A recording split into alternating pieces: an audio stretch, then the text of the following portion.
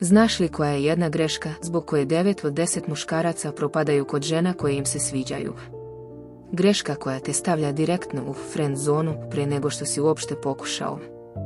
Ostani do kraja jer ću ti otkriti ne samo šta radiš pogrešno, već i kako da to promeniš odmah. Koliko puta si video savršenu priliku? Razgovor teče, ona se smeje, sve izgleda super i onda ništa. Nema poziva. Nema poruka. Samo tišina. I najgore od svega. Ne znaš šta si uradio pogrešno. Pa hajde da ti kažem nešto što ti tvoji drugari neće reći. Problem nije u tome što nisi dovoljno simpatičan. Problem nije ni u tome kako izgledaš. Problem je u jednoj specifičnoj grešci koju praviš u trenutku kada je najbitnije i danas ćeš konačno saznati koja je to. Evo je, postavljaš previše pitanja. Šta? Pa kako da upoznam devojku ako je ne pitam ništa? Slušaj pažljivo. Nisam rekao da ne treba da postavljaš pitanja. Rekao sam da postavljaš previše pitanja. I ima ogromna razlika. Većina muškaraca prilazi flertovanju kao da je neki intervju za posao. Odakle si? Čime se baviš? Gde si studirala? Imaš li braću i sestre? Čovjek moj, ona već ima jednog roditelja koji je tako ispituje. Ne treba joj još jedan.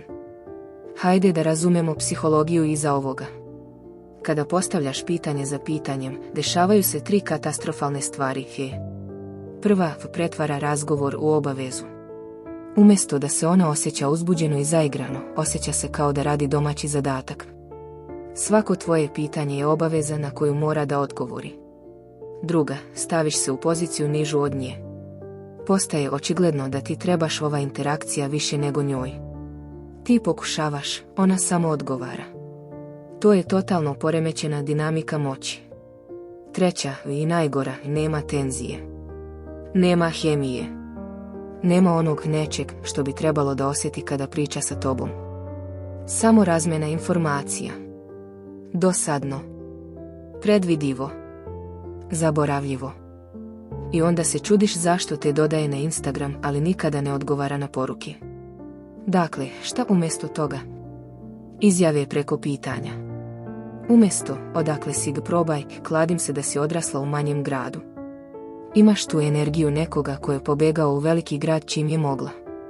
Vidiš šta se tu dešava. Ti vodiš. Ti postavljaš ton. I što je najvažnije, daješ joj nešto sa čim može da se ne slaže, što kreira trenutnu povezanost. Pravi pauze. Kada ona završi priču, nemoj odmah skakati sa sljedećim pitanjem. Sačekaj. Pogledaj je. Osmehni se. Neka nastane trenutak tišine. Većina muškaraca se plaši tišine u razgovoru. Ali znaš šta? Tišina kreira tenziju. A tenzija je ono što te razdvaja od njenog samoprijatelja. Deli svoje priče. Umjesto samo da je ispituješ o njenom životu, ispričaj nešto o svom. Ne neki dosadan cveve, nešto sa emocijom, humor, ranjivost. Odakle si? Ja sam iz malog grada gdje je bilo tako dosadno da smo za zabavu obilazili parking. Ozbiljno. To nam je bila subota uveče. Odmah si postao 3 stvari, realan, zabavan i pamtljiv. Hajde da uporedimo 2 scenarija. Loš pristup. On, čime se baviš? Ona, radim u marketingu. On, cool. Gde radiš? Ona, u jednoj agenciji u centru. On, koliko dugo? Ona, 2 godine. Prebrojao sam. 3 pitanja za redom. 3 suva odgovora. 0 hemije. Dobar pristup. On, kladim se da radiš nešto kreativno. Možda dizajn ili marketing. Ona, haha, da. Marketing. Kako si znao? On, nosiš te crvene patike sa potpuno crnom garderobom. To je čist kreativac, pokušava biti profesionalan potez. Radim istu stvar, samo sa satovima. Ona, moj Bože, tačno. On, ali ozbiljno, moram znati koliko puta si morala da slušaš, marketing je samo prodaja sa dodatnim koracima. Vidiš razliku? U drugom scenariju on kontroliše tok razgovora. Ima humor. Ima lični stil. Kreira trenutke zajednice. I ona se sada angažuje, ne samo odgovara. A sad idem još dublje. Zašto uopšte praviš ovu grešku? Nije samo do loše tehnike. Praviš je jer se plašiš. Plašiš se da nećeš imati šta da kažeš. Nastane neprijatna tišina. Ona će izgubiti interesovanje. Glupo ćeš ispasti. Zato puntuješ razgovor pitanjima kao siguran izbor. Ali znaš šta? Siguran izbor nikada ne dobija devojku.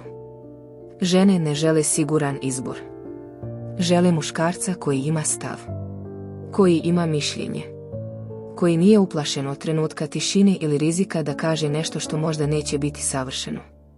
Zato zapamti, bolje je biti interesantan nego perfektan. Evo još nekoliko brzih savjeta. Pravilo 70-30. U idealnom razgovoru ona treba da priča 70% vremena, ti 30%. Ali u tom tvom 30% mora biti kvalitet. Ne količina pitanja, kvalitet sadržaja. Uočavaj detalje. Vidim da nosiš narukvicu sa malim kompasom.